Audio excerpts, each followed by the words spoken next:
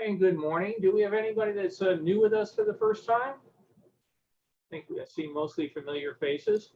Well, appreciate everybody's joining us. Going to be talking about the 1962 Seattle World's Fair, which was also known as the Century of Progress. I'm going to throw everybody on mute here. And if anything comes up, put it in the chat. I've got another computer I'm going to look at periodically, or Carol will come running down the hall and said you've blown it again. And we'll get it fixed. Let me just get ready to start here. So just a little bit of background information. Folks may already know it, but the 62 Seattle World's Fair was the first one held in the United States since World War II had broken out. The one before that being in 1939, New York, and 40, and also San Francisco. So after the war, the world had obviously changed, all sorts of different things going on. Expo 58 popped up in Brussels and was a huge hit over there, much more popular and successful than people thought. And that was Europe's way of trying to tell the world that they were back into business. And Seattle decided to do the same. During this period of time, you had started having a lot of innovations in air transportation, particularly jet planes were becoming a big issue. So all of a sudden, things that you could previously brought in the United States on ship were sent out of the United States on ship, now started coming in via airplane. Airplanes at that time did not have the range, though, to go, say, from Tokyo all the way to New York nonstop. So why not bring your stuff into Seattle and we can put it on trains and take it anywhere you want, or put it on other planes. So a whole bunch of cities on the West Coast all started trying to get a World's Fair. Seattle was able to convince the Bureau of International Expositions that they should be the one to do it. And it was awarded, and off they went with a proverbial race to get it done. The site that they picked, and I'll be showing some construction photos in a moment, was a sort of rundown section of Seattle, a bunch of old Victorian mansions, which today would be absolutely prized. Then they were treated as disposable. Had a giant armory smack in the middle of it, a sort of very panned and not very popular opera hall with horrible acoustics, all sorts of things that the city wanted to do. So they wanted to bring business into Seattle. They wanted to export Washington products out of Seattle, but they also wanted to revitalize the area downtown and make it a civic center that they could be proud of. So let me get started here with some photos. Share screen. Okay, I've been pleased to do 2 books so far on the Seattle World's Fair, so a shameless plug here. The first one came out on the left-hand side a number of years ago, and it's back when the company Arcadia was doing black and white books. So that was done in the Images of America series, and the one on the right a few years later, they said, hey, that first one sold really well. Would you like to do a color book? I had done their first color book for the 64 World's Fair. So the next one on the right-hand side, you'll see a subtle difference. It's Images of Modern America, because Modern America is, of course, in color. So the photos I'll be showing today are primarily picked out of the color book, and I'll do my best to try to describe what we're seeing in those. So everybody get your ticket. If you don't, I've got one for you with the tour group behind. Everybody line up behind Don, and we'll start heading into the fair. And again, it was called the Century 21 Exposition, AKA the Seattle World's Fair. And they were very smart, Century 21. So it started on April 21 and ended on October 21. And we are going to head on off inside. Mentioned earlier that they had to do a lot of demolition work to clear the site. That's a school in the background. There were all sorts of homes, businesses, urban renewal on a massive scale. The first book has a picture of a small boy on a bicycle watching one of the mansions come tearing down as the bulldozer just rips into it. Amazing amount of work they had to do to clear the ground here. Today, you'd never get approval to do it because of the historical value of the buildings back then. Who cared? They're old, let's get rid of them. So with the site gone, they started doing lots of work. Some of the buildings were going to be temporary and others are going to be permanent.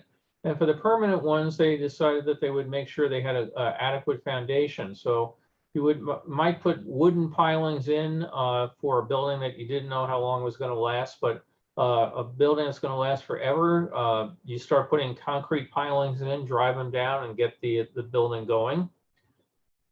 They came up with a very innovative way of doing construction on some of it. Again, part of this was supposed to be temporary. They could just throw in any sort of wooden shed, put plywood, paint it, and do something good with it. But the permanent buildings, like here, part of the Seattle Science Center, this was an actually interesting architectural thing that they did. Very taken for common today, that you cast concrete and pour it and tilt it. Then that's basically what they call it, pour and tilt construction. But that's what they did here in Seattle as sort of a groundbreaker. They would pour these giant concrete panels of 4 arches off on the side, pour the roof, and then they would tilt the panels up, hold them in place with guy wires, put the roof panel on, which would give it some stabilization, and move on to the next one.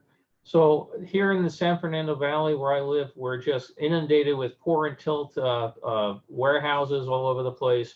If you're going to build a Costco, that sort of thing today, you pour it, you tilt it, and very common today, but 1962, or actually when this work began in 58 and stuff, this was cutting edge, and they were really taking a major challenge at this point in time, whether or not it was going to work, and happily it did. The all-wing monorail, for all of us that are monorail fans, was built over in Europe and brought here.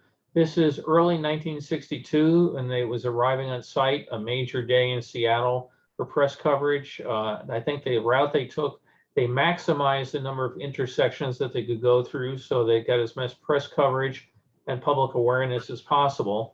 The all-wing monorail, these very cars that you see being delivered here in 62 are still the ones that you can ride in Seattle today. They did something that we've talked about in other World's Fairs. They let the public come in and tour the construction site. So it wasn't necessarily during Monday through Friday when a lot of the work was going on. You don't want to have people run over by bulldozers or steam shovels. But hey, on the weekend, pay some money, come on in, wander around, and you can take pictures of your site. Self on the site. This is the Coliseum building. We'll see it when it's done. And you can go home and tell everybody about it and start getting advanced word of mouth. Very successful. Today, OSHA would never let you go around. You see the woman in the cone-shaped hat. She's just about ready to step off the edge into a pit that doesn't have any fencing around it. But back in 62, you can imagine the fun of people going off and wandering through the World's Fair as it was being built. And this is the sort of thing you saw. Buildings like this were very hard to know what you're looking at, not a lot of signage or anything. But this is an interesting structure that came about because of the Bureau of International Expositions. They have the rule that you can't charge at rent for international exhibitors. So they built this building, which was basically a back wall and a roof, and then you would put smaller facade type of facilities underneath for the international buildings. We'll see it when they're built out. Visitors could watch the Space Needle being built, a gigantic pit that they dug for it. I go into details in the book on how many tons of steel they used. I think it was 547 cement trucks pouring into it. But you can see all the rebar that was put down there. Space Needle, amazing piece of construction, built in just about a year from the time it was announced to the time that it was open. We see it going up here. Like a lot of other strange buildings or things we've seen, the Unisphere and others, who do you go to build some of these things? Well, you get companies that like to build bridges because they're used to dealing with ironwork, supporting things with temporary structures until it's the real one's being done. So here the legs of the Space Needle are going up, and the center core, which will eventually hold the staircase and the elevators. And it made for interesting sight as it went up. All sorts of newspapers carried stories about the progress of the Space Needle going up. A lot of people were predicting it would fall down in the first strong wind, but it kept going up, up, up, and it eventually came to dominate the Seattle skyline, and is still the symbol of Seattle today. Looking down from it, we're looking at the United States Science Pavilion, which was a massive pavilion. It was done, as many things are, done by a committee. They looked and seen what had worked on pavilions at other World's Fairs, particularly what had worked most recently in Expo 58, And they decided rather than have one big building, because there was already one big building on the site, the old armory, let's go with 5 different buildings interlocked together around a, oh, this actually looks like 6. 6 buildings built together around a courtyard with water, water always being a popular feature. So it was designed by an architect who was pretty unknown at the time in most areas. His name is Minoru Yamasaki, and he later became famous for building or designing the World Trade Center in New York City. So if you look at these arches, which are based on a Gothic design, these arches would look very familiar to people familiar with the World Trade Center, which unfortunately is now no longer in New York. But as a ex-New Yorker, I could definitely relate to the design here of the Science Center. They put these light, airy arches out there, and the light, airy arches are actually anything but light or airy. They have a steel frame in them. They're clad in concrete. They required massive amounts of scaffolding to put up there, and they had to be built that way in a heavy sort of construction so that they would withstand hurricane-force winds. But they did a very nice job of making them look very light, very approachable, and they blend in well here with the early view of the trees as far as the skeleton type construction. So just into the courtyard, multiple layer, different sort of exhibits and displays, fountains, and as I said, water is always popular. They also made sure it looked nice at night, lots of lights and everything.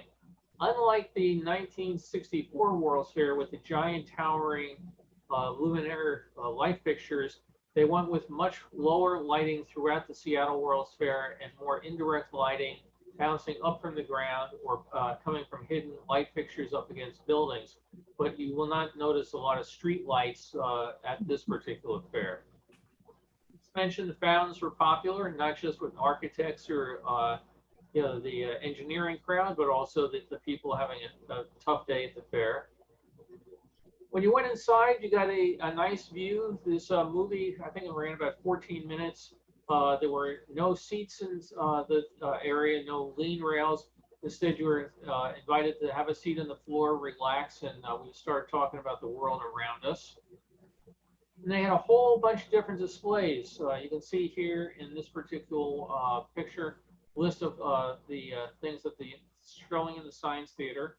I've not been able to find all of the movies. It'd be really nice to know you have a great copy of Night with Mr. Toad or The Worlds of Dr. Vishniac, typical government-produced excitement. But even with titles like that, it turned out to be a very popular event. The sound's gotten lower on your side. It's probably the air conditioner. Yeah. Let me turn it off. I don't hear the air conditioner. That's the sound canceling. Okay. Sorry. If it gets too hot, I'll go get my summer uniform and put it on. Down at the bottom, coins in the water would be preserved for the permanent endowment of the structure. And that's kind of interesting. A number of years after the fair ended, they got around to redoing the fountains, and they found a massive amount of coins and also pins with the Century 21 logo in it that people had tossed into the fountains. This is a model of the Boeing Spacearium. Another theater is inside. If you go to this center today and you go into the Laserium Dome, this is where you would be. But this was a simulated space flight. And for folks familiar with planetariums and that, you can kind of get the idea of what they were doing in there. They also were very big into explaining and actually demonstrating satellite weather. This was when we were first getting into the days of Tyros and other satellites that were up there. A lot of these were not in geostationary orbits, so they had to pick up information as they went by. But this was an actual satellite receiving station that they would put it up there and demonstrate where the weather was going to be. And as I mentioned, the satellites moved around. So in these particular globes, you could tell where the satellite was at any point in time because it was circling around the Earth, but not positioned at any one spot. So we built a building. The people said nobody's going to come. Nobody's going to want to see the Worlds of Dr. Vishniac or the things about the life of a river otter. It turned out to be amazingly successful. This is just a view of the line going in there. And this line was there throughout much of the fair. The fair had been designed to push science as a unifying theme. Again, we're going to the jet age, satellites, space, radar, all this wonderful stuff. And it was a hugely popular pavilion at the fair. It basically took all the expectations of crowd for the U.S. pavilion and beat them in the first couple of months. They had done what they thought they'd do the whole season. It's still there today, the Pacific Science Center. The arches are still there. They've done a nice job of refurbishing them a few years ago. As I mentioned, they redid the fountains, done all sorts of new displays and everything. You can see off to the left, they were doing something about Tron back when Disney was doing the sequel to Tron. So it's kind of a neat spot to go visit. And as I mentioned earlier, space was a big thing. They had NASA came through with all sorts of exhibits and things there. This poor guy got to go and wander around and try to get people to come in. He's lucky he's carrying a portable air conditioner, the exact same sort of thing the real astronauts would wear as they were waiting to go out and get inside their space capsules. Inside, all sorts of displays. At this point, here was a map of all the known satellites that were in orbit at that particular time. You can imagine somebody trying to figure out when you put your satellite up, how you don't bang into somebody else's satellite. And stop and think about it. This was 1962. How many satellites do we have up there now? So maybe Carolyn or Kenneth can tell us later on how they make sure when they put something up there today, they don't bang into the other guys. But this was, again, around it, all the models of the rockets and examples, displays of science technology. The fair had a real coup with the first public display in the United States of John Glenn's rocket, space capsule. It had been sent on a goodwill tour to Japan. There was a mock-up of it on display in the NASA pavilion. But the head of the NASA pavilion heard it was coming back through, being brought back to the United States on its way to the Smithsonian. And it was coming through an Air Force base just outside of Seattle. Well, he went out there with his NASA credentials and said, "Hi, I'm here to pick up the space capsule." They said, "Oh, okay, you're from the Smithsonian. We thought you were coming for it later this week." Okay, put it in a truck and drove it off the Air Force base, took open the wall of the pavilion, which had been built to allow exactly that, exhibits to be swapped in and out, took out the mock-up, put in the real space capsule, and the next day had to explain to the folks back in Washington what he had done. Well, they, of course, were going to fire him, burn him at the stake and everything. But by this time, the press had gotten the story out that if you want to go see John Glenn's spaceship come out to the World's Fair, it's there. And he really basically backed them into a corner. There was no way that they could go off and take it away now. So he did survive and went on to a long-lasting career at NASA. But he always said, this was a big career move for him to do that. John Glenn is seen here at the fair talking to Dr. Werner von Braun in the blue suit on the left. This was an emergency visit put together because initially NASA had not decided to put any astronauts out at the fair, but Russia, being very savvy, had brought one of their cosmonauts in. So the papers all started saying, why is the Russian space program being represented by visits from cosmonauts and we don't get any astronauts? So John Glenn basically told, pack your bags, get out there and go off to the fair. Made a very popular set of appearances with Dr. von Braun. Some other people, there was another astronaut out there. He had got next to no public attention because he had not yet flown in space. So if you look at pictures, they'll have all everybody ranting about John Glenn, and off to the side, future astronaut Neil Armstrong. So kind of interesting how politics and everything made a change in those displays. We're up at the top of the Space Needle, looking over at the Century 21 Coliseum. That basically is now got some other name, Climate something Arena, but it was known as the Key Arena, all sorts of Safeco Arena, various things. Basically a giant sports arena built for the city of Seattle to survive after the World's Fair and to be used as a World's Fair pavilion. I made mention, I think it was in the first book, that they moved in a basketball team after the fair ended, and the arena made famous headlines that did not want to make by having the only NBA game that ever had to be called for a rain delay because the new space age roof leaked after a while. And they had a big storm and the water came cascading through the pavilion's roof, which has now been happily redone and does not leak anymore. But sometimes, amazing technologies sometimes need the bugs worked out of them. So we'll take a look inside it real briefly. Again, Coliseum, Century 21. We're going inside. This is Pan Am American Airways, a giant globe built for them by Rand McNally. What you could do in this pavilion is you could rent space. You didn't have to, nobody had the entire pavilion. It was way too big for it. But Pan Am was, again, trying to convince everybody that our jets are the best way to go. This map, the globe had little lights of everywhere that they flew. And over on the right, you could either pick up a brochure about where Pan Am went, or you could go actually book a flight. And the people there had a brand new amazing device, a computerized reservation system, and you could book your flight and go anywhere you wanted. General Motors brought out the Firebird concept car here. I would love to go driving down the street in one of these things and see what kind of reaction it got. Although here in Southern California with our heat, I would sure hope the air conditioner works inside the glass bubble top. But isn't that a neat looking car? And I had somebody in a silver lame spacesuit standing there talking about how great the car was and explaining it. So at the 64 World's Fair, General Motors had the massive Futurama 2 pavilion. Here in Seattle, much smaller pocket-sized World's Fair. They didn't have anything like that. They were saving up their money for New York, but they still made sure they had a presence here. Nighttime view of looking in through the windows. Everything that you see inside the windows now was gutted after the fair, because again, this is supposed to be a sports arena. So you had to have all the seats and everything put in. But you see all sorts of metal cubes inside, hundreds of metal cubes. And that's all part of the theme exhibit by the state of Washington, the World of Century 21. So you would come into the thing, you would get into what they call the bubble-lator. You just don't have an elevator because this is the space age. You have a bubble-lator. So you get in this giant bubble-shaped elevator.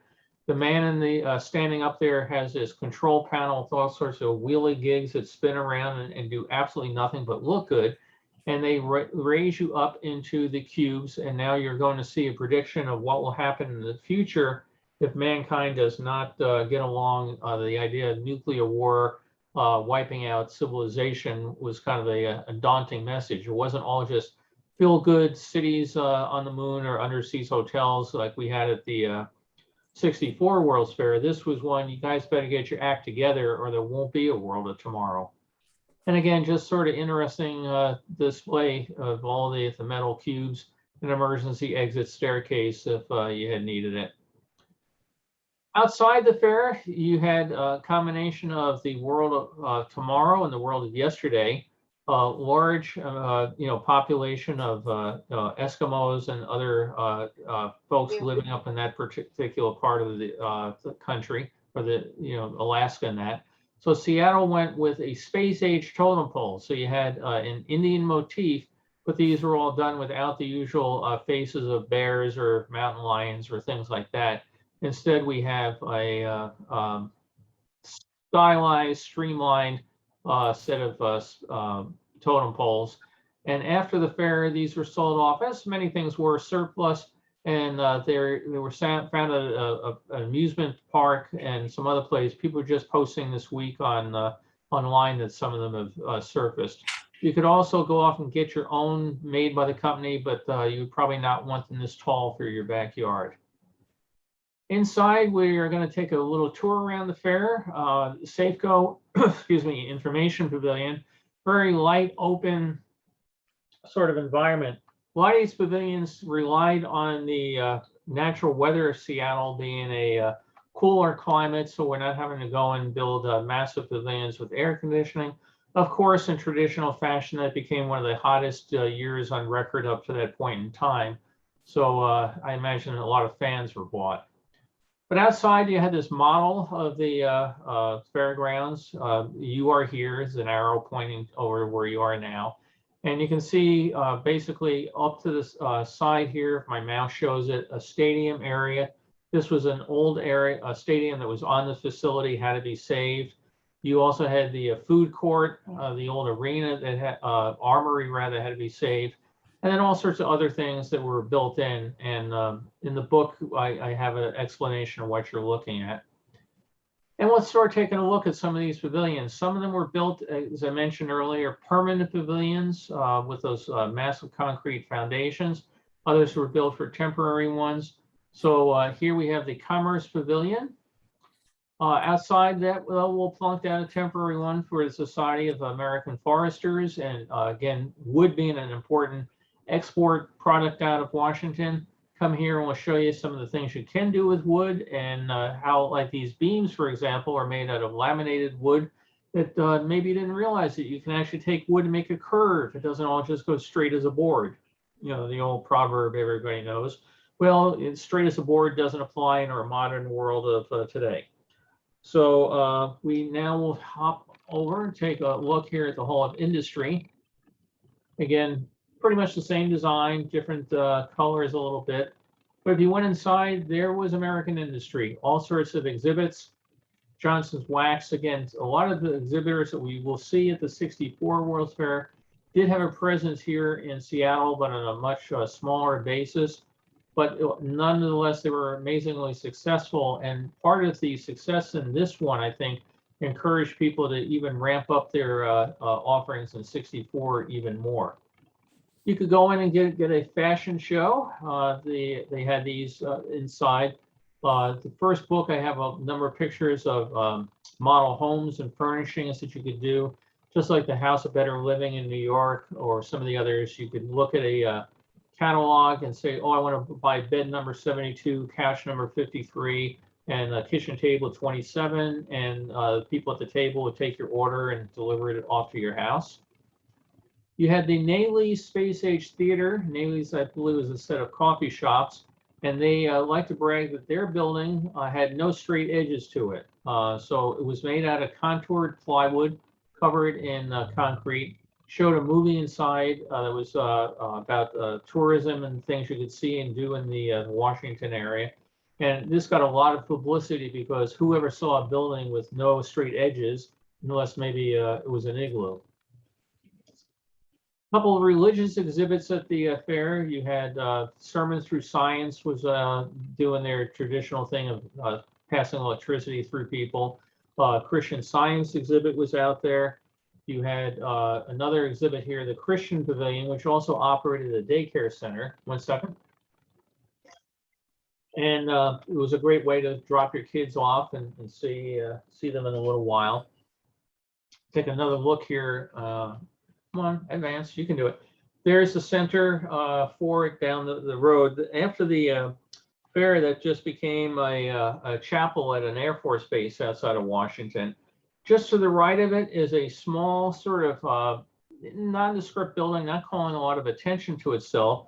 That was Club 21. It was a members only club that you could bring in your visitors, entertain them, had a dining area inside. They could arrange VIP tours for you of the other exhibits.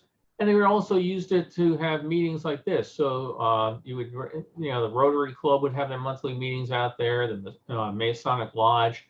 I don't remember how much it cost for Club 21, but it was done as a booster club, asking people from the Seattle area to show a sign of support for the fair, and it was a way to raise some extra money by selling membership into it. Computers were just coming onto the scene for most people in modern day life.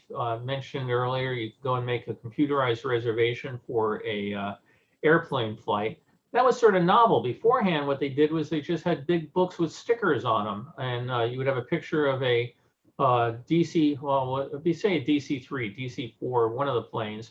And when somebody bought a ticket, you would go to the book, look to see if there are any stickers left for the seats, peel it off the unused part, stick it on the used part, and when you ran out of stickers, there was no more seats.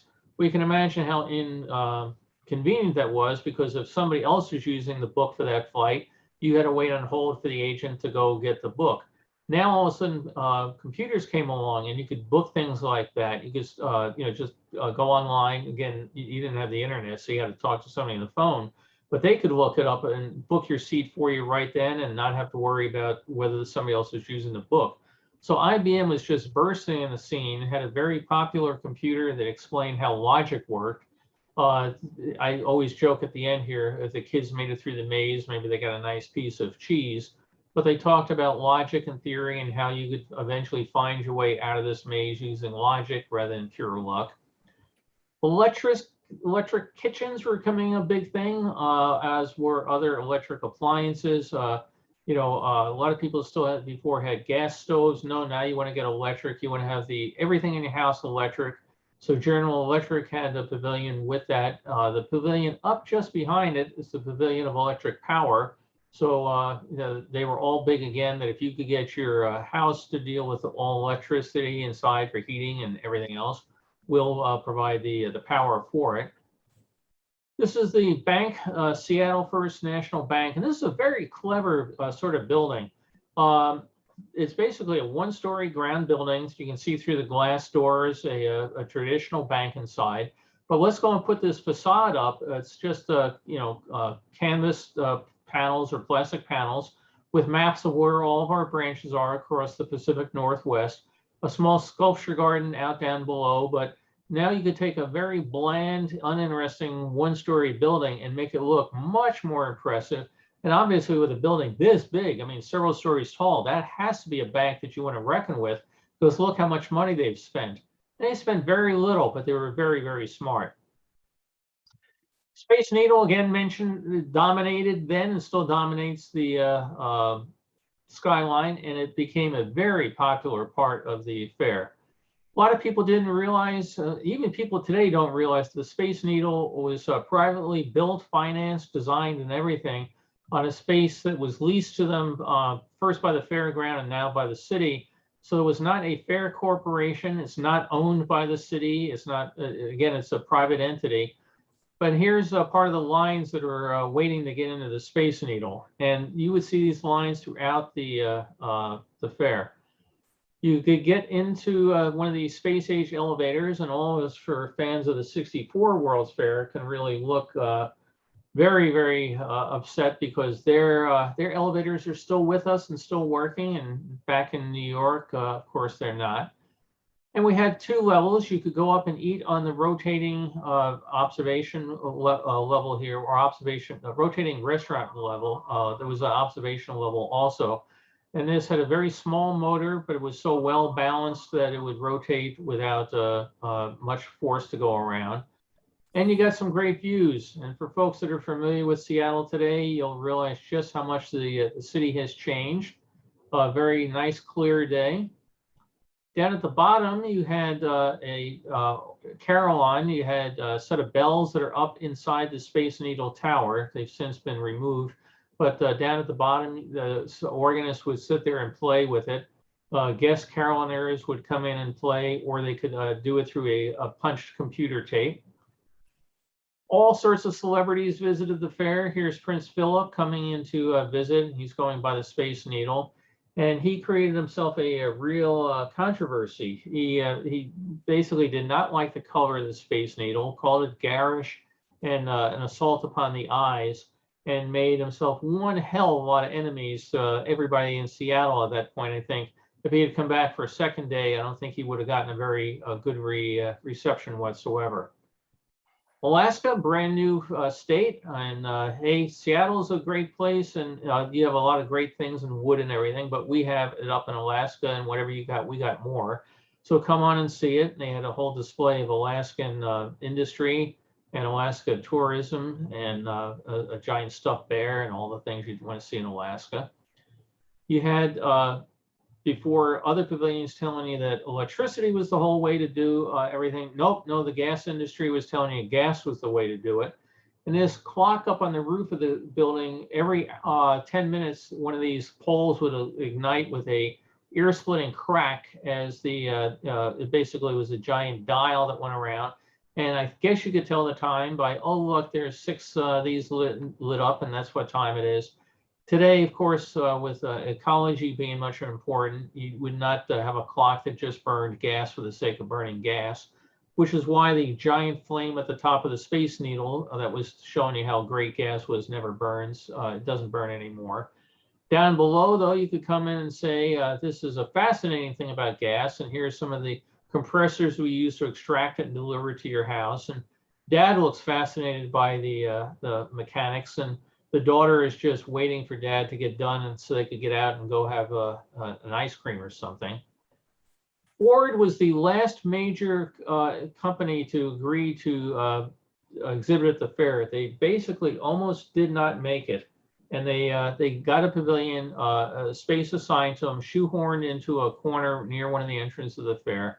And they had to build it very fast. And it was done with basically this geodesic dome. The metal framework held up the interior, which gave them a lot of space for a show inside, a simulated space flight, and also put the latest Fords on displays. After the fair, this was sold and became home to a marina outside of town. This gives you a look looking down, and you can see again, you can walk up to it and you can see the latest Fords on display. There were some in front, which they made sure they wound you past. There were some in the back. But Walt Disney and his crews came out to study the 62 World's Fair and see what they could learn from it. And one of the things they decided to do was not to make the lines for this Ford Pavilion in New York stand outside like this. Let's put you inside the pavilion, get you an air-conditioned comfort, and let's put you past displays of as many Ford products and exhibits as we can, so your attention is devoted on one thing for the hour or so it takes you to actually get onto the ride. You're going to be thinking Ford, Ford, Ford, and nothing but Ford. It kind of worked out pretty well for them. Other exhibits, you had the Chevron Oil Company or Standard Oil Company in California, Giant Molecule up ahead, and how oil is developed into so many petroleum products, not just for your car, but to turn it into amazing things, plastics and stuff for your house. Pavilion of Electric Power, they had a display here simulating a hydroelectric dam on the left-hand side. In my first book, I show you how that's very similar to the pavilion that they had at the 1939 New York World's Fair for electricity. And down below, they had a relief map that you could look at, and it showed where all the hydroelectric plants were and how they were making sure that the needs were met for the future. Railroad transport was really the big last railroad pavilion at a World's Fair. They had been major exhibits at things like the 33, 39 World's Fairs and that. Even over in Expo 58, they had a pretty good thing about trains. But trains are starting to diminish in the United States as trains were fading, the jets were coming up. The interstate highway system was also in full swing, and trucks now were able to move things where they had never been able to go before. So rails were dying down, but they were making a last-ditch effort here to show you that they were relevant. And they also had a mock-up of the train of the future. Communications, the Bell system, a nice pavilion. Again, nowhere near as big as the one for 64, but they actually put the first demonstration of touch-tone phones out here. And they would have people here dial your phone number on a rotary phone and see how long it takes. And now dial the same phone number in this touch-tone phone. And giant digital clocks would show just right there how different it was and how much faster they were going to be. They also showed how computers could be linked through data communication lines, did all sorts of things, but not to be left out. They had a great area that the kids could go in, dial the phone and talk to Mickey Mouse, Donald Duck, and a bunch of other Disney characters in a pre-recorded thing. Great mural here done. The Haruchi mural is still in the fair site today. It's been moved, but still there. Massive piece of ceramics. I think in the first book, I talked about how many different pieces and colors they used in it, but a very colorful background used today as a background with a small stage that a lot of performers appear on. And this was a great little device that was scattered around the fairground. You could come out for only 50 cents. You would buy a plastic key, and you would take that key, stick it into the silver slot on the white box, and you turn your key, and the loudspeaker would tell you another talking storybook of the fair, And this was outside the mural. So you got a nice little recording that would tell you how the thing all went. And then you could walk around to another box in the fair, turn it, it would tell you about the Space Needle, or go to another one, it would tell you about the Colosseum. So none of these units have shown up. Nobody knows what's become of them. Nobody's found the recorded announcements. But a lot of people took the keys home. They became really neat souvenirs of the fair. Excuse me. Mentioned earlier, the fair had been sanctioned by the Bureau of International Expositions, the group over in Paris that Robert Moses went out of his way to annoy. So they had a nice display here. They were showing all the member nations up there on the left-hand side, a list of the other fairs that were being held at the time, or there are some that are listed as future fairs that did not come to be. And then just a small example of the BIE, what it's about, why it's there, and folks out entertaining themselves. This was early in the year. You could see the unseasonal weather had not yet hit, and everybody's still wearing coats, but it was warm enough they're enjoying an ice cream. We take a look at some of the international pavilions. Again, they were all there free rent. You could get free rent, which meant you got an amount of square footage of concrete space, but now it's up to you to actually go and have to build your pavilion out. So open air, you can see they did not go anywhere up near the roof. You had these temporary walls built in the area. So we have around here the International Mall, the exhibits going around it. The red building there is the Skyway station. We'll see that in a moment. Some of the pavilions off to the right were built as permanent pavilions for art galleries, things like that are still part of Seattle today. And this was really great. You could get San Marino, which I think is 27 square miles, the entire country. Not much at all, so that they could afford a pavilion to come in. It wasn't much of an exhibit. Their major source of income at that time was tourism and the sale of very nicely designed postage stamps. And you can see stamps off to the right-hand side. You could order them and have them either pick them up there or have them mailed to you from San Marino. But let San Marino, small, tiny little country, go off and compete with the big boys down the road. So India had more square footage, bigger displays, but it was kind of actually a neat part that made it a true World's Fair. So going inside India, again, all sorts of things about tourism, fabric. A lot of the countries had little displays about how their governments and their form of government were run, whether it was a democracy or a one house, two house senate, royal rule, that sort of thing. Thailand, small pavilion but compared to the New York one, but again, the design that will look familiar. They had all sorts of displays inside of crafts that were done. The big thing here was come on over to Thailand and see it for yourself. Come and do justice to it.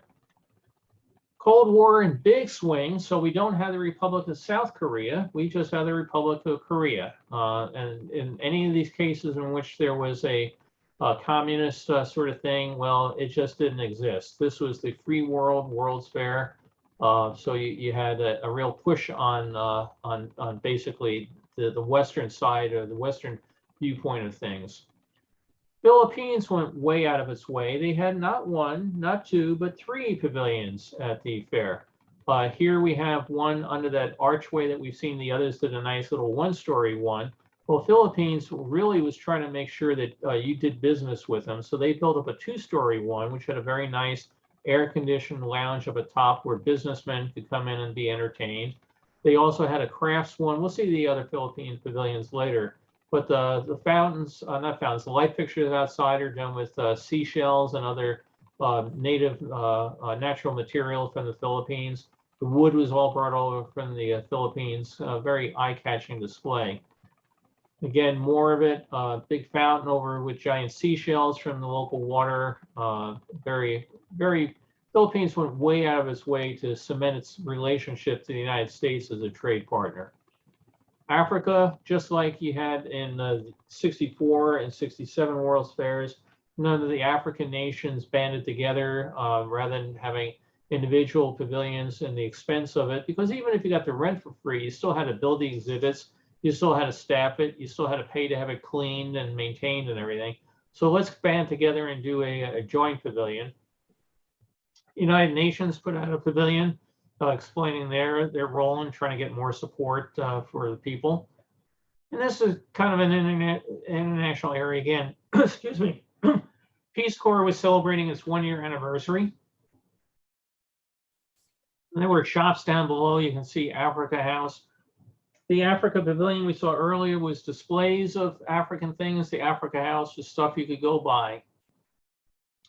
Berlin had just been torn in half. I think it was a little under a year since before this opened that the Berlin Wall had been put up. So they were making a big pitch on don't forget us, and remember that Berlin is the city for Germany, and there was a nice pavilion they had there. United Arab Republic, very fancy pavilion. This is one of the ones that was kept as a permanent structure for the fair. So we're not in that same sort of a low rent district, but they went all out for a more permanent one. Canada, with the Dupin Fountain in front. Canada, again, being a big trade partner in the United States, had a great display. The first book, I have more about that in there. They were showing off their missile components and, again, natural resources that you would want to come and get from us. Japan was trying to really establish itself as a country that was doing high quality products. After World War II, they got the reputation of making cheap Japanese knockoffs of everything. So they put in a very large pavilion at Century 21, and they had traditional things of Japanese life, but they also had a lot on Japanese industry. Again, Republic of China, this is Formosa, Taiwan. Mainland China simply did not exist in 1962. Some of the international pavilions, very modern, sleek-looking designs. We have Sweden and Denmark. You can still go out and find the pavilions there and recognize where, what they were during the fair. Great Britain was celebrating Queen Elizabeth's 10th year on the throne. All sorts of things about British life. You can go and see about why British like their tea so much, or hey, we make really great jet engines. The European community had a pavilion with a number of displays in there. They were talking way before the time about we're going to have an international common currency across all of Europe. Now we have the euro. Back then they were still hoping for it. It was also a nice pavilion that the Century 21 marching band could perform, and other performers were invited to come and perform in this plaza outside as well. The Skyway here, the Union 76 Sky Ride went across part of the fairgrounds. Popular ride to go off this is a Von Roll Skyway system, the same one used at the 64 fair, used at Disneyland and others. After the World's Fair ended, it was relocated and moved to the State Fairgrounds. You could go off and get your stamps canceled at the United States Post Office.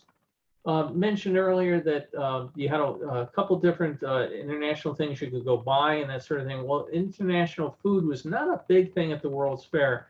Matter of fact, for the 62 World's Fair, you did not have a lot of fine dining restaurants. That's what made Club 21 so popular, because it was a nicer spot to eat. They went more for the snack bar sort of food. We'll see some of those coming up. But you could go to the Argentina Grill and get a nice steak meal. And that was one of the very few international restaurants out at the fair. Wasn't anything particularly great to look at from the outside, but since it did offer a nicer motif, you had the Plaza restaurant, there were a couple restaurants there. But for the most part, everything was hot dogs, hamburgers, and that sort of thing. So Argentina Grill became popular. Kobe Seattle Friendship Bell. Again, the wounds of World War II, they were still trying their best to put them behind it. This pavilion is still out at the fairgrounds. It looks very different today, much more moss covered and green sort of thing, but there. So we'll take a look at the Morocco tent in a second. Very last minute addition. We don't have money to build a pavilion. You've already filled up all your space, but since ground space is free to international exhibits, can you let us come and put up a tent? And that's exactly what they did. It's such a last minute late arrival. It's not even listed in the the official fair guidebook or the souvenirs of the fair. Then we're going to turn over to some of the pavilions that were built to last. This is the Pavilion of Fine Arts. It was, again, built as a ongoing exhibit. This is actually the Playhouse Theater in here. You can go through the site today and go exhibit, but they really had a big thing on how much art was going to be a part of the fair. They had an entire art exhibit inside the Fine Arts Pavilion, and they encouraged all sorts of local artists for the Pacific Northwest with a real emphasis on Washington to exhibit there at the fair. So they brought in quite a bit of art. Some of it was very well known that were on display, loans from other world's fairs, not fairs, museums and that. Others were done by local artists that really fought tooth and nail to get a bit of space, because you can imagine the publicity that it became. You could say, hey, this piece of work was exhibited at the World's Fair. It got to be well known. I mentioned in the book how the catalogs for this have become well sought after, because they were a great snapshot of what the critics viewed as being important in 1962. And here we have the President, Vice President Nixon touring the fair. The fellow on the left, Fred Gandy, was the head of the World's Fair, taking him around. And they made, the guy on the right always reminds me of Stan Freberg, but it's not. But they made sure that they came out and took him for a tour of all the things that the government had poured money into. They had a number of fountains, nothing real spectacular, because space was such a premium. They couldn't have anything like the giant fountains we've seen at the 39 or 64 World's Fair. But this fountain is still on site today, although Mike Clark, Carol, and I went up and visited a number of years ago. The water flow is greatly diminished. It's nowhere near as impressive as it is today, but it's kind of interesting when you walk through the building and you can say, oh my goodness, that looks familiar. I've seen that view before. And inside, again, all sorts of exhibits done by local artists or people from around the world that had gotten renowned. This was the Opera House, mentioned before. It had horrible acoustics. People hated coming to Washington to perform there.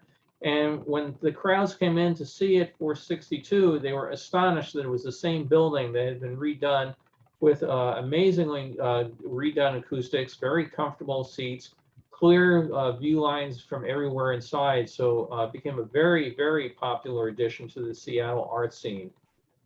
Lots of celebrities came. This photo came from my friend Albert Fisher. Roy Rogers came out to do a show out there. Matter of fact, they started bringing more and more celebrities in to appear both at the fair or to do shows in Seattle, as long as they were there, come out to the fairgrounds for a visit. And that's what we had with Carol Channing. She was on stage in town. She wore this very subtle, you're not going to recognize me because I'm not a movie star, please leave me alone outfit. But she came out to the fairground, and this was a candid shot that a fair girl got as she's getting a look around the grounds. The biggest celebrity of all, obviously, was Albert Fisher, right in the middle. Now, Albert is there in the middle, and he's with Elvis and the other co-star if it happened at the World's Fair. And Albert had the envious job of taking everybody around to, see the fair. And Elvis was high on the list, and they're taking a break here and getting a cup of coffee in a ubiquitous Dixie cup. And Albert, he and I had done this talk before. He had nothing but great things to say about Elvis, struck up a long friendship with him, and was brought out here to LA to work as a technical consultant on the indoor shots on it. So everybody that met him out there, the press coverage and everything had nothing but good things to say about how much time he spent with the people that he met, but they also had a lot to say about how the poor teenage girls are driving everybody else crazy, screaming outside his hotel, and nobody else could get any sleep. And somebody, if you can just mute yourself, please, appreciate it. The World's Fair band at the end of the happened at the World's Fair does a great march through the fairgrounds, and here they are marching past the arena up there. We see the Skyway. And this is, again, part of the arena. This was built before the fair, could not be torn down under the terms of the fairground. Matter of fact, building here in the back, my mouse is circling around, was another one. You could use it for the press building and stuff for the fair, but you can't tear it down. these big giant grandstands couldn't be torn down. So what do you do with them? You got to do something with them. So at the very last minute, they came up with the idea of having a water show. So they would built this giant trough, and you can see the concrete walls that holds the water in. And the guy Tommy Bartlett, that was real popular for doing the water ski shows at Cypress Gardens, came out and put in the show called "It's the Water," which was sponsored by Olympia Beer, and that was their slogan. And they would take people around and water ski and jump over the ramps and everything. And it became a very popular show. And again, very, very last minute, which shows if you're faced with adversity and you got some creative people and you give them a blank check, they can do some great stuff. The center of it was used for the Circus Berlin, the dirt part you saw in the previous shot. You bring it in, and it turned out not to be as popular an event as the water show, because people were expecting to see a traditional circus with lions, tigers, and bears. Well, this was more acrobats and other odds and ends. So they went out of their way to try to get people to come out, but the water shows were much more popular than the circus. They also did different things at time. Here you can see Quick Draw McGraw and his sidekick Baba Looey. They came out and did an appearance. They were not there for the whole fair, but they were touring the country because it was a very popular Hanna-Barbera cartoon show. So kids come out to the fair and see Quick Draw McGraw in person, and do that for a weekend or two. And boy, kids came out. Of course, the parents had to come out, but it's just kind of neat to see something you don't expect to see, Quick Draw McGraw in person. Underneath the bandstands there, you had to do something with all that space. So they filled it up with all sorts of things. You could go in and buy the Encyclopedia Britannica or a microscope or all sorts of things. This basically was just a giant hodgepodge of exhibits and a way to get out of the sun, but call it Show Street. And people expect to see a show. There was zero show inside, but a great chance to spend money. You can also stop at the Spanish Village, see flamenco dancers, get a Spanish meal. It was kind of interesting that most of the exhibits were done by things like the Philippines, but you had a couple countries we saw earlier, Denmark, Sweden, Spain. There were a couple of European countries that decided we're not going to be left out of the party because we'd like to get your tourism dollars just as much as anybody else. The plywood home of living light. This was an interesting one. Let's build a home with no windows. That gives you the maximum amount of wall space inside to hang up your artwork or your family photos or whatever. And you don't need windows because you're going to have these giant domes up ahead which let sunlight in. And those domes actually rotated so that if the sun was tracking and your house was situated in a certain design, the domes could be rotated to make sure that throughout the day the light was coming in. They had high hopes for it. The idea here was you could put a very high density home in a very small piece of property because everything was very condensed inside. And I don't think anybody ever bought one or built one, but the plans were available in case you wanted to. We saw Alaska before. Hawaii was not to be outdone, our newest state. They're out there with hula dancers outside. You could go in and get yourself a thing of freshly squeezed pineapple or orange juice, or you could go in and get flower leis. You could get real flower ones, or you could get plastic flower leis and wander around. We'll take a look at some of the international pavilions. In dead center of the international areas, the International Fountain was done a competition won by some folks from overseas. The fountain today has been greatly remodernized. In this period of time, it was strictly off limits. You could not go into it. It was down in this bowl. You can see it concaves down into it, water shooting out, very spiky jets on the center, rocks all over the place. Today, it's been turned into a family-friendly thing. Run your kids through it. Again, this gives you a closer view of how this was strictly a look but do not touch environment.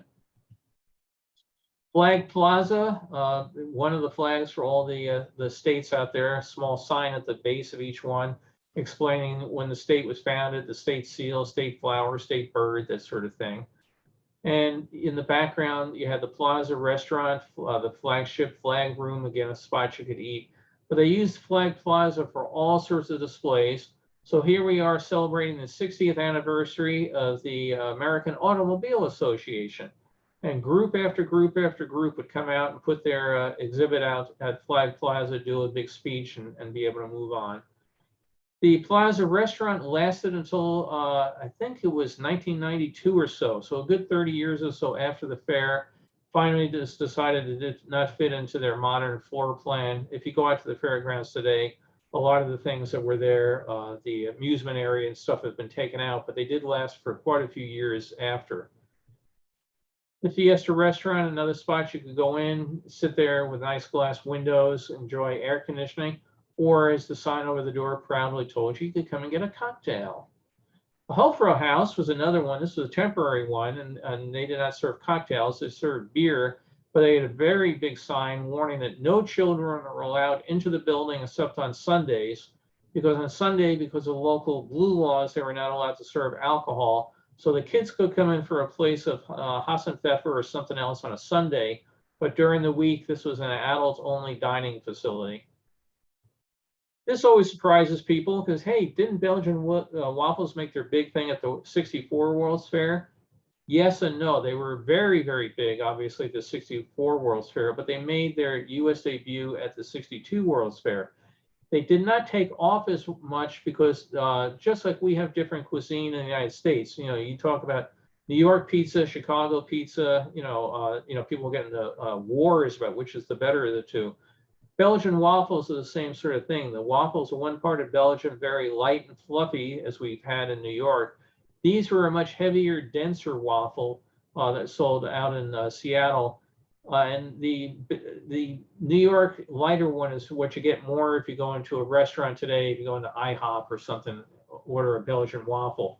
But if you do want to win a trivia contest, and they asked, where they were introduced was Seattle. It was actually interesting. This past week, I signed a contract to supply a photo to Jeopardy for something they're going to do on a question about World's Fairs. And I can't tell you what it is, but boy, I'd love to be on that episode because I know the answer. Also, you had Chungking. Chungking was a big thing selling canned foods. You get a can, you might remember, it came in a pack, a couple cans all taped together, a can of noodles, a can of dry crunchy noodles, a can of stuff to heat up. You pour the two cans into a dish and you had Chinese food. They were wondering whether or not the Chinese Chungking experience would translate into restaurants. They were really thinking about getting into a chain of fast food restaurants. They came out and did it at the 62. It was very popular. They later redid it at the 64 World's Fair. They did it at Freedom Land.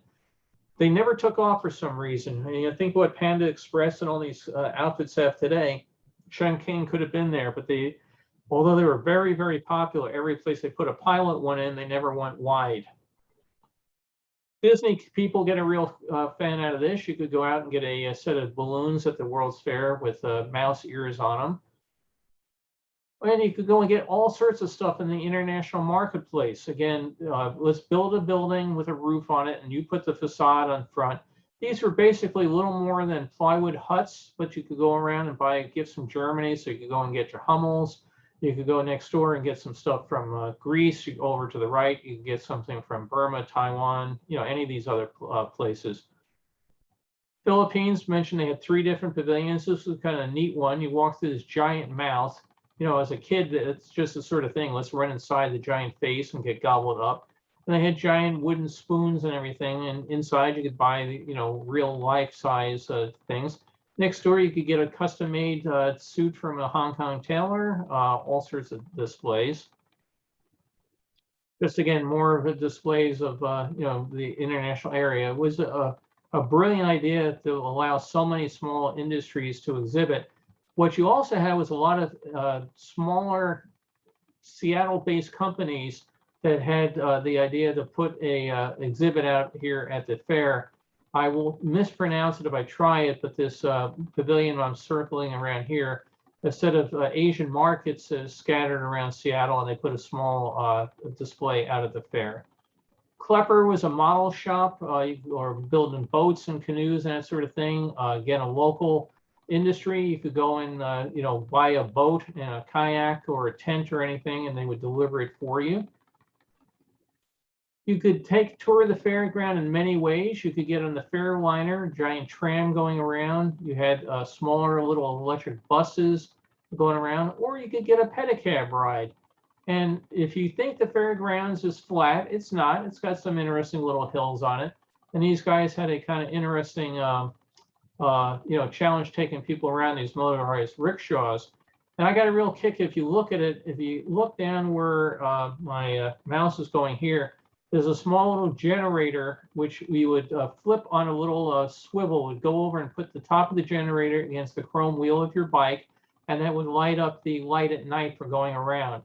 So I remember having those on one of my bikes so much, and you put it on, it gave the coefficient of friction to the bike about negative 200%. It slowed you down like hell, but it was so cool to have a light on your bike at night. It was really the great thing to be going up and down the streets in Brooklyn with a light on your bike, and all the other kids trying to figure out how you did it.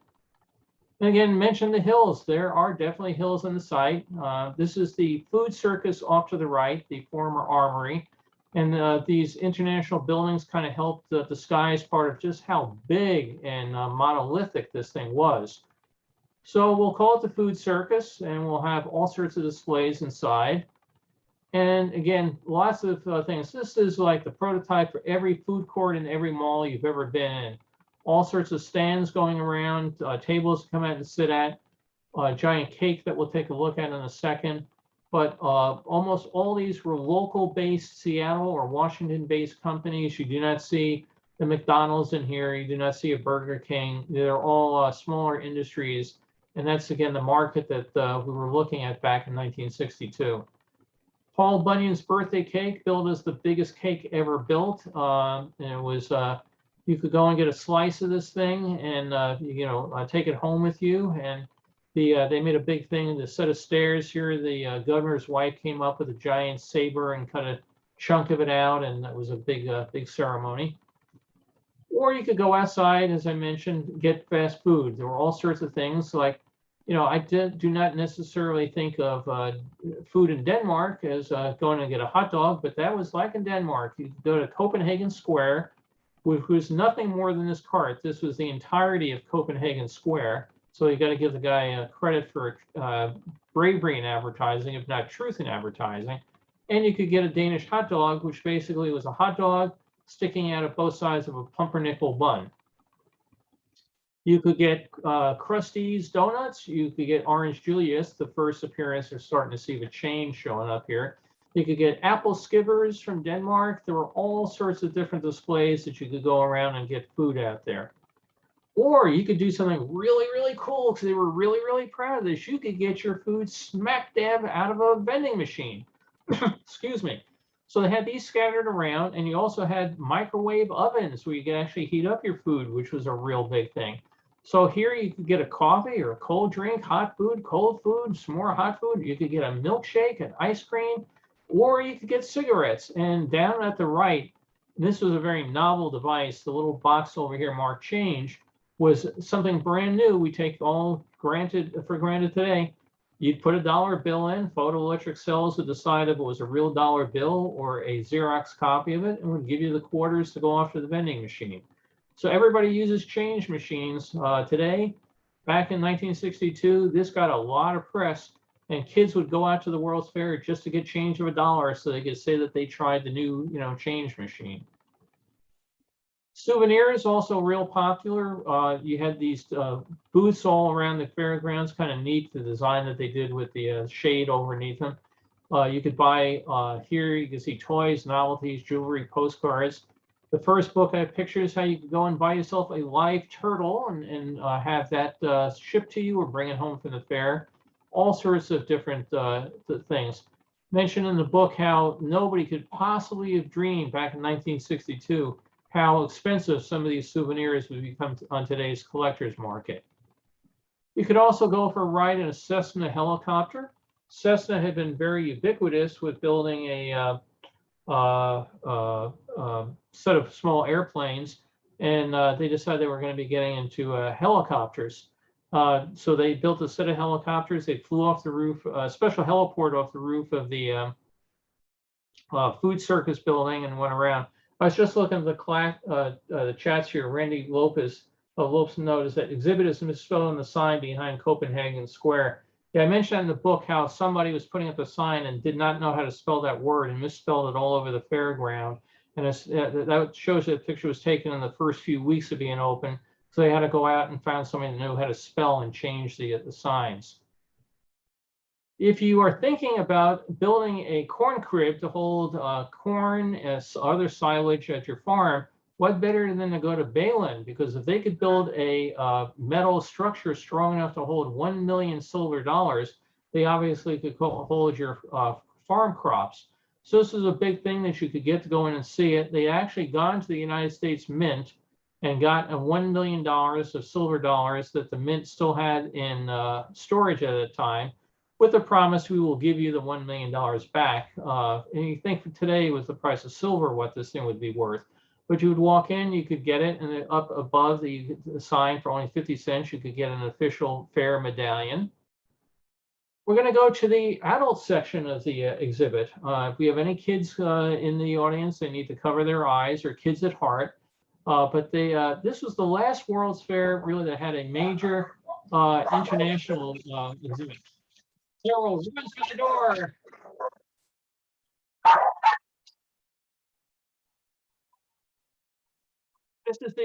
This is the intermission part of the show. So packages being delivered. A lot of World's Fairs that had international exhibits. I'm just going to turn the air conditioner back on, sound or not sound, because it's turning into a sauna here. So 1 second. So back in the other fairs, you had all sorts of nudist colonies and topless bars and all sorts of things. And they did the same thing in Seattle. And boy, did the censors go crazy. They had constant problems with the press, the leagues of ladies' decency, police raids and everything. But they made one all-out effort to go for it. The reaction that all the nudity got in 1962 absolutely cemented Robert Moses' view there was not going to be any in 64. This is sort of show you'd see. You would go backstage USA, and you had these models outside. And the idea was you would go into the dressing rooms to see how the models would be dressing for a stage show. And of course, you know, backdoor stage show, they're all in topless disarray as they're putting on their makeup and getting ready for it. They had show after show with that sort of thing. You had Gracie Hansen, and she did this Night in Paradise. This was not so much a low-class nudity show; it was more like the Folies Bergère sort of thing with the topless performers and fancy costumes and that sort of thing. It became a very, very popular show, and the apple on top, I mentioned the book has a bite out of the apple, and it's sort of showing that Eve has unleashed sin upon the world, and come inside and see part of it here in Night in Paradise. You had all sorts of things in the Wax Museum going on. You actually had bare-breasted puppets in the Sid and Marty Kraft show, so lots of things going on. Have you seen Stella, Daring show? Well, if you weren't sure what it was, as you got up to it, there were pictures and showing Stella and how you could see even more of Stella than went inside. So all sorts of different things. They had music displays. Great thing here, no cover charge. Come on and see.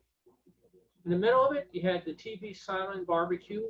Became a kind of popular restaurant, but one of the problems was they didn't have a lot of seating. So you bought your food, and now you had to go and find a park bench and go up and eat, which if you go to the LA County Fair sort of thing, that's the sort of thing you get used to. But people in this day were kind of expecting something a little bit more than that.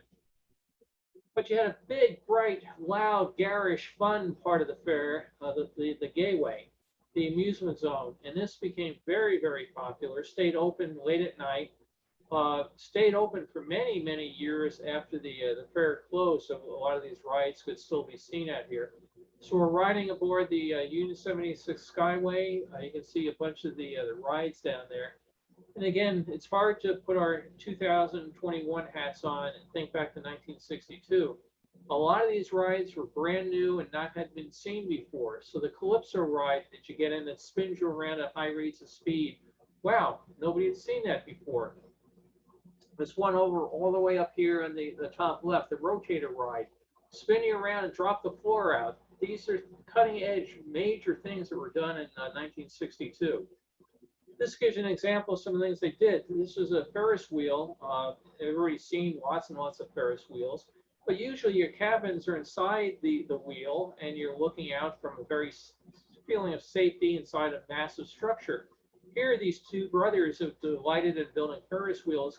Let's push as far out in the air as we possibly can.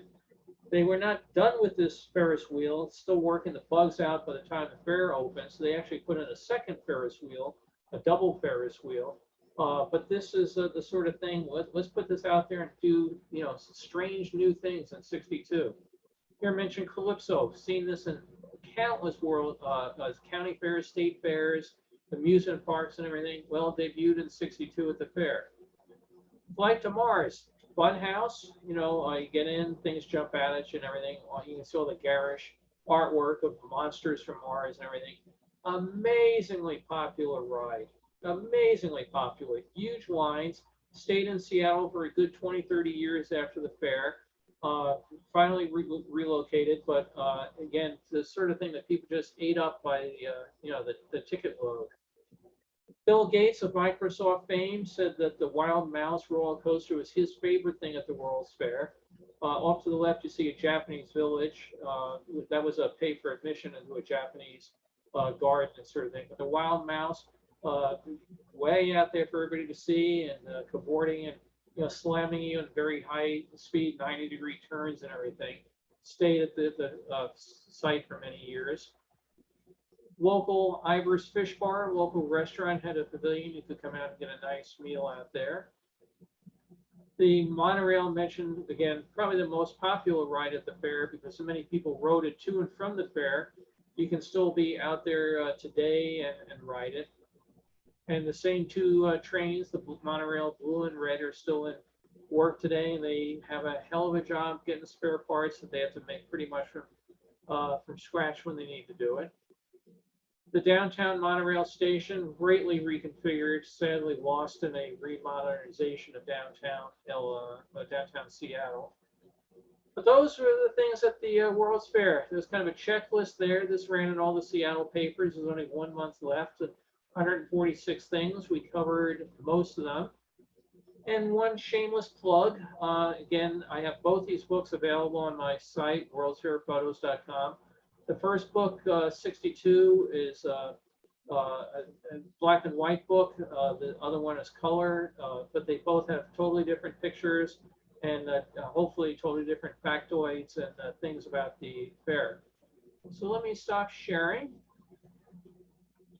And I will try to look at some of the chats. I saw a number of people had commented on various odds and ends. Yeah, they could use garbage cans as tables. No, you couldn't, because the garbage cans were all pointed at the top, so they had the swivel roof. And if you try to use a garbage can, they weren't the flat roof ones that we had. Ivar's is still a major Seattle institution. Yes, I've eaten at Ivar's at SeaTac. I think the last time I went through there, and I had their clam chowder, and I absolutely loved it. So let's see what other people have said here. Stella was at other fairs. The Gateway mentioned the amusement zone. That was the name that was used in a number of fairs.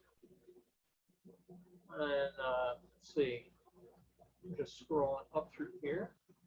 I'm glad folks like the photos. Thank you, Barrett. Yeah, Scandinavian Danish heritage, very big in Seattle. A lot of these places, again, would encourage local, people from their community to come out and to participate in the fair. I mentioned before, exhibit. Yeah, that was. Imagine all over the fair, everybody's taking pictures, and you misspelled your signage. So easy to hang art on a curved wall. That's a very good point. That's one of the things they were pushing, though, is you can have a, all this wall space. So. I'm just reading through these real quick. Yep. So I'll have to come back through some of these others. So thoughts, observations. How many people went to Seattle? Nobody went. And I know at least one person. Well, she may have had a drop off. Kathy had been there, being a Seattle native. The Seattle World's Fair was hugely successful, made a profit, and it did exactly what it was supposed to do. It put Seattle on the map as a industrial center, that sort of thing. Oh, the Diamond Horseshoe next to Stella's, yeah, not the Disney Diamond Horseshoe. But it also did what they wanted to do and revitalize that part of town. And it was really run down. The people hated the Opera House and everything. If you go out there today, there's all sorts of museums, exhibit halls, concert space. Very popular. The fountain, as I mentioned, it's now turned into a very people-friendly fountain. The food circus is still there. You can still go and, excuse me, get something to eat there. After the fair ended, they had, excuse me, the dryness out here is it's getting to me these days. After the fair ended, they had taken the Bubble-lator and moved it from the Century 21 Coliseum into the food circus, and it ran that for a number of years. And finally got worn out, took out, so no Bubble-lator. And it's now used as a greenhouse outside of somebody's front yard in the Seattle area. And I'm sure he's glad to have his own terrarium, greenhouse, or whatever. But I understand he gets a little tired, and rightfully so, of people knocking at his front door asking, is that the Bubble-lator? So I talked in the first book about where a lot of the pieces of the fair ended up. And, it's kind of funny how things show up. Different, like the totem poles pop up here, different things pop up here, there, and there. Huckleberry down in the boat picture with the quick draw and draw. No, he got his own boat. So he was there at the show, but he wasn't in the same boat. Well, the chair from the Bubble-lator is actually in a museum in Seattle. I saw it a few years ago. Yeah. So. Yeah, but the Bubble-lator itself, the big dome. Oh, I know the dome's gone, but they still have the chair on display. Kind of cool to see. And they have in the food court area, the last time I was there, they had a display, history of the Seattle World's Fair, and they had one of the original monorail control cabs sitting there as well. So I haven't been up in a couple of years. The last time we were up, we were taking a cruise and didn't have the chance to spend a lot of time there. But the Space Needle is obviously still there. It's gotten a lot more expensive, but they recently, and the guy that's on one of the books, one of the Facebook sites keeps saying, oh, I'm the guy that maintains the lights on the roof of the Space Needle. If you come up, I'll get you up on the roof. And I don't know if I want to go up on the roof of the Space Needle, but it's a great idea. So it's something, I love Seattle anyway. I'd love to go back any chance I get. It's a great town. So yeah, when the book came out, I don't remember if it was the first or second book, Mike, Clark, Carol, and I went up and did a weekend up in Seattle and had a great time. Lots of fun. They have a big science fiction museum up there now, so lots of different reasons to go. I wonder if the Space Needle is closed due to COVID. No, it's open. I think they're doing load balancing up there. But Margot was up there just recently, and it is open, and they went. So, that's great. I understand that they made it, you can get up there and see more. They removed some of the retainer wall and put glass in its place. They put more clear plexiglass in place, and I think there's even a section of the floor now that they did that too. But I'll have to ask Margot. I always get a kick. Our daughter, Say, lives up in the area, so when she goes up to visit them and she visits other friends, she's always very proud of going up to the gift shop and standing there holding pictures of my book at the gift shop. So I always get a kick out of that. But yeah, the Space Needle, they've done a lot of refurbishment. Since the fair, they added a whole other level to it, which is used for wedding reception, stuff like that, part of the way up. But it's really, Carol and I went out there on the taking a tour. We were taking a cruise out of Seattle. We went out, took a cruise. Trip up to the Space Needle, took some pictures, posted them on Facebook, and it turns out there's some friends who live 3 miles away from us there the same day. And they said, oh, I was up the Space Needle too. And we were thinking we were probably, just like I mentioned, the Unisphere, never able to find my dad because it was on the other side of the Unisphere. We were probably going around the Space Needle on the same thing. But when I posted it, was Gary was, I can't believe I was at the Space Needle the same date, same time, had lunch, And it's no longer that garish orange. Yeah, they don't have to worry about upsetting Prince Charles, Prince Philip, that's for sure.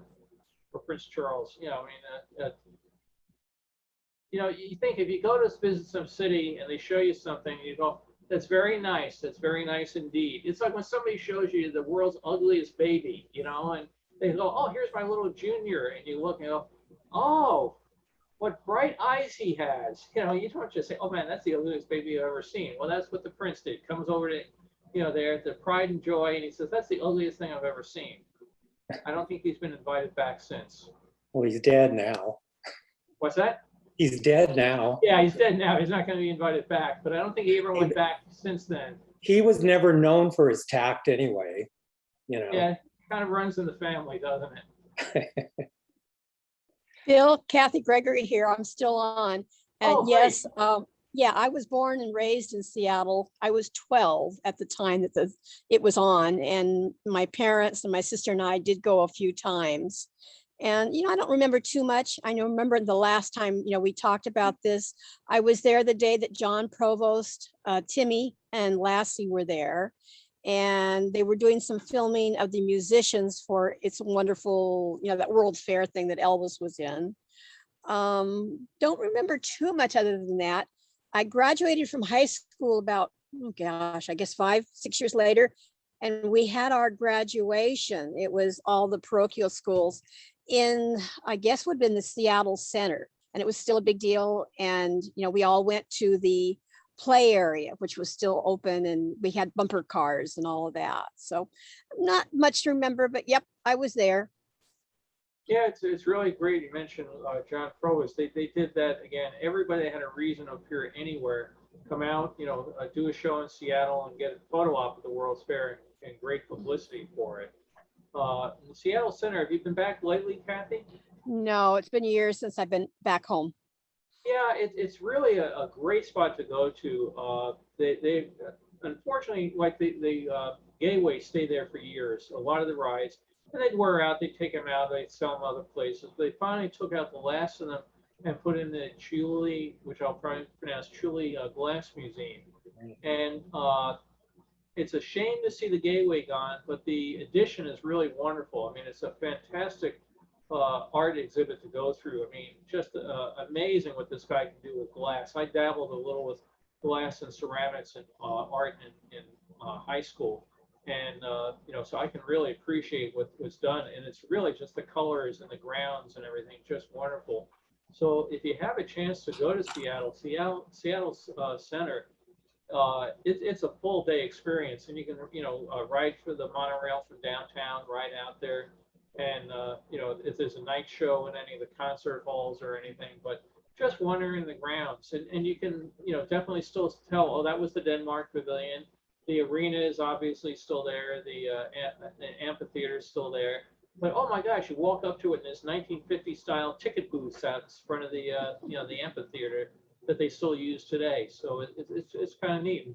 Just across the street, the Bill and Melinda Gates Foundation is just across the street. The Museum of Science Fiction and everything is just down the street. And then people are mentioning other areas like the Museum of Flight and others at it. There's a lot to do in Seattle. I will recommend it. So I Carolyn, think, Bill, it's been really a lot of fun watching Seattle Center improve over the years. When I first started going, I've got there every once in a while, every couple of years. And when I first went out there, it was almost a real dump, I would say.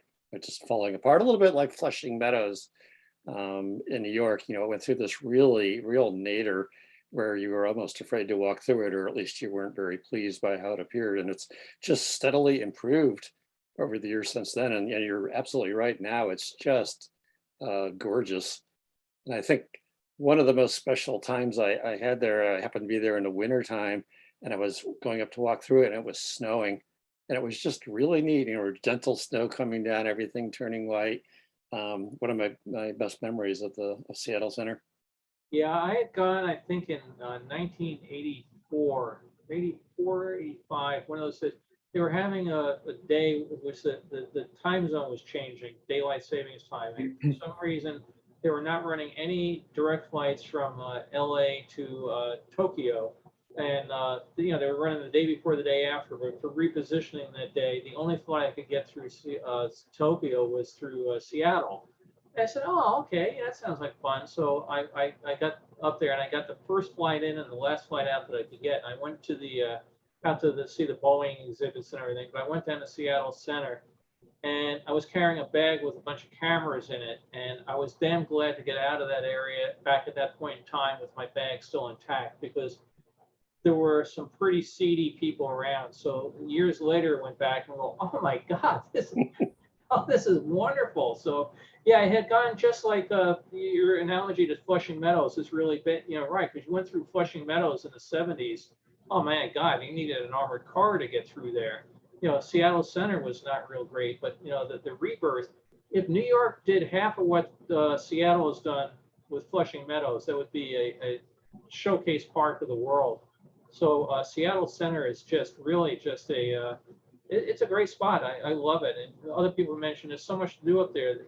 Underground Seattle, the waterfront, the Pike Street Market, all those places. There's just a bunch of stuff to do. But and they are signs on the fairgrounds, which are kind of nice to tell you, that this building was used in the 1962 World's Fair, that sort of thing. So they do. Unlike some other places, ignore their history. It's very well done. And when you're sitting there and you're having a beer, sitting on the patio and watching the kids jump up and down in the International Fountain, it's really a cool spot. They do a big kite flying festival and all sorts of art shows and music things. So when it's safe to go, you can't find any coffee shops in Seattle, right? I'm looking forward when it's time to fly again. As a matter of fact, that's right. We saw the entire Seattle thing. We did not see a single Starbucks in any of the pictures, did we? No, I'm looking forward to going back up to Seattle. I really enjoy it up there. Another thing I thought of, in my high school, what do you call it, yearbook, the center was still new enough that they would send some of the people from our high school out for photo ops. That was in my senior high school book. So that was cool. Oh, and I mentioned before, I saw the Vancouver tattoo one evening during the World's Fair. So little things like that. A lot of people won't know what the tattoo is. Well, it's a big production for Canadians, and it's horses and it's Canadian marchers with bagpipes and everything. It's really neat to see. I think Edinburgh has something like that as well, don't they? And of course, Canada has it, since that was from there. Yeah, we were in Edinburgh a couple of years ago, and they were just taking the stands down for the event, and we had made sure, I would like to see it, but I knew what it would do to tourism in the area, so we made sure we came after the event and not during it. But huge event, and it's the first time as a kid, oh, I'm going to go see the tattoo. I think it's going to be a sailor with a anchor on his arm or something. So Randy, you were saying something? Well, yeah, a couple things. The Seattle World's Fair was actually, I think, the first World's Fair I was aware of what a World's Fair was, or introducing me to what a World's Fair was. I was living in San Jose, Santa Clara by San Francisco. We didn't go, but a couple of the kids that were in my fourth grade class had gone, and they brought their home movies to share. So it gave me a good idea of what was going on there. Not to take away from your books, but this book is great. Do you have this book? Yes. Oh yeah, it's great. It's kind of, I would say, Expo 67 has that great memorial album that weighs about 30 pounds. This is kind of a version of that. It goes into the site planning and various alternate locations that were discussed. Well, one thing I always kind of found interesting, I learned it in this book, was that the streets in the fair actually were just the streets that were there for the most part. They just fenced them off at at either end and patched them up, and it created the grid for the fair. So that was kind of interesting. And one other thing too, you talk about the fairgrounds being put to good use. I was on a layover there, whenever it was, mid 80s. The King Tut exhibit was a big thing. And I couldn't get tickets in LA. I mean, they were sold out like in 3 minutes. And my crew and I stayed at a hotel. It was near the downtown monorail station. We hopped on the monorail to go to Seattle Center just to look around. And the King Tut exhibit was in the building that I think had been the Washington Pavilion, or it's the one that faced onto the Plaza of Flags. And the King Tut exhibit was there. We just walked right in. There was tickets and no line. So even back then, it was being used for really, good purposes. A little seedier then, but lots of things. It's always nice when these places are reused rather than abandoned or torn down and just turned into empty space. They put a lot of money into the pavilions that were intended to be kept, and some of them have like been refurbished, remodeled, whatever, but still the basic integrity is still there. There's actually a thing that I forget which one of the governments up there did. They surveyed all the historic buildings in Seattle, and they actually go and talk about the amount of changes or modifications that were made, to this building, that building, and rated them on their amount of initial integrity to the initial design, and there's quite a few of them. So it's kind of fun. I don't know if anybody else. I have a grid view where I could see everybody else's pictures, up here and everything. And I feel like I have to just say, Michelle, I feel like I have Cyclops looking at me. Does everybody see Michelle's picture? You're talking about an extreme close-up of an eye. She's laughing. Yeah, I know. I just feel like, talking about the Museum of Science Fiction or something. I just feel like, Like Land of the Giants. Yeah, exactly.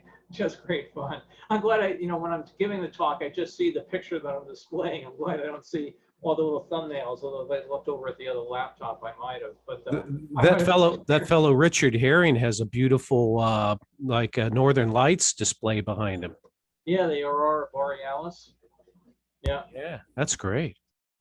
So it looks nice.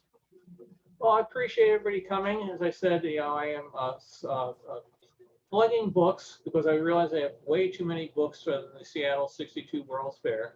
So if anybody's interested in any books, let me know, and I will be happy to send you a surprise gift. Where is the dog? We'll stop barking. No, you don't get the dog. We're very, very fond of the dogs. But again, Seattle was a great fair. The Borealis stock video and the Zoom dashboard. How many people have actually seen the Aurora Borealis? Hey, good.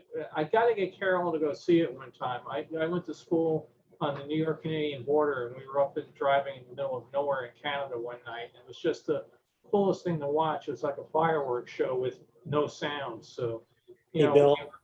Yeah. Cruise in Carolina. I was going, it was fun to see it. Along comes COVID, no cruise. Randy? Yeah, I mentioned before that I retired as a flight attendant last year, and since 9/11, whenever the pilots come out to use the potty, flight attendant has to go up to be able to open the door or do CPR on the co-pilot if he dies. And I've seen many times from the cockpit window of the Aurora Borealis, going up to Anchorage. It's amazing, really amazing at that altitude. You're basically surrounded by it. No, I've just seen it from sea level, but we had neat. Get any pictures of it? I never did take a picture. Get it next trip, right? Yeah, next trip since I can't go to the cockpit anymore. Yeah. I waved my hand to say I saw it, but it's kind of cheating because I think when I was 10 years old, the Aurora one night was so strong you could see it from Chicago on the horizon. It looked like there was a fire to the north. It's neat. Like I said, it's on our bucket list. Carol and I were supposed to have gone there. We had a cruise up to Canada right at that right time of year and everything, and fall foliage and winter scenes, and that was the end of that. So we'll get there. I'll get her to see it eventually. So thanks everybody for joining. I don't know yet next week what I'll do, but I'm glad I hopefully finally, yes, the recording light is still on. I was able to get Seattle. I was so bummed out that I forgot to do it when I was early on in this stuff. So again, if people have suggestions on things, please feel free to send them in. And I wish everybody has a nice weekend and the weather cooperates. Anybody in Florida? Yeah, Baron, that's right. I thought you were, because I see you're supposed to get Tropical Storm Fred or something coming your way. Well, it was slated to come through, but it's kind of died out. Oh, good. Yeah, I mean, it's kind of died there. They said we were going to have a bunch of winds this weekend, and we haven't had anything. And we had a little bit of wind last night, but it's overcast today, but nothing's coming through. Now we got another system, out there that's slated to come through, a couple days from now. So we're keeping an eye on that. But as the one that was supposed to come through here this weekend, it just fizzled out. But it's nice. It's about 82 degrees outside. Well, I hope it lasts. Randy was just suggesting Hemisphere 68. I've been trying to cajole and coerce another guy, Christopher, that was on Chris, last yeah. week, to do Hemisphere 68. If he doesn't do it, I will probably do it. I just need to restore a bunch more pictures. Next week, we may well be in Brisbane for Expo 88 from the Brisbane World's Fair. Did you go to that one too, Randy? No, I didn't. Great, then I can make mistakes. Okay. But yeah, so we might be in Brisbane next week, or we might be in San Antonio. So As long as John McGregor isn't on, because he knows that thing forwards and backwards. oh yes, well, matter of fact, I will likely send him a note. And the time zone, the time difference doesn't work out real well to him. But if I do Brisbane, I would certainly ask if we'd like to participate and tell me all the things that I don't know, which is the majority of it. So. Well, we will find something, and I keep threatening my daughter will be her baby pictures one of these days, but we'll have some fun. So thanks. I'm glad everybody joined it, and see you next week. Thanks, Bill. Thanks again, Bill. Thanks, Bill. Thanks.